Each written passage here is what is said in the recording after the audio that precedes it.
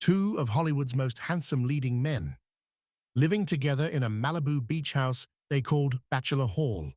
Were Cary Grant and Randolph Scott simply best friends, or something much deeper? This is the story the studio heads didn't want you to know. It all started in the early 1930s on the Paramount lot. A young Englishman named Archibald Leach, soon to become Cary Grant, was struggling to find his footing in Hollywood. Randolph Scott, a tall, quietly charismatic Southerner, was already working steadily as a supporting actor. The two met through mutual friends and were inseparable almost immediately. When Cary and Randy decided to move in together, they rented a sprawling beach house in Malibu that became famous as Bachelor Hall. Photographers loved to stage shots of the pair cooking, working out, and relaxing at home. But those photos only fueled the rumors. The press described them as Hollywood's most eligible bachelors, but insiders whispered that their bond was more than platonic. Fashion critic Richard Blackwell, who spent months in their home, later said they were deeply, madly in love. Yet this was 1930s Hollywood. Studios controlled everything: who their stars dated, what they wore, even the smallest personal details. If a leading man was suspected of being gay or bisexual, it could destroy his career overnight. And so, the publicity machine doubled down on presenting Cary and Randolph as ladies' men. Grant was linked to glamorous actresses, while Scott's name was occasionally thrown into staged romances. But behind closed doors, Bachelor Hall was their sanctuary.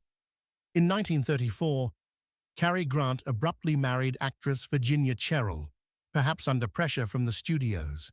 The marriage lasted barely a year. And where did Cary move after the divorce? Right back in with Randolph Scott.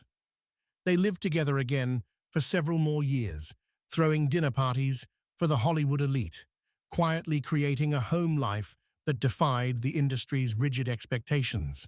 Later, as their careers grew, the pair would occasionally live apart, but their closeness never faded.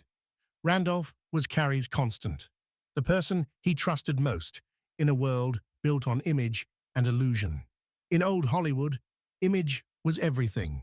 Studios like Paramount and Warner Brothers even inserted clauses in contracts forbidding stars from behavior that could damage the company's reputation.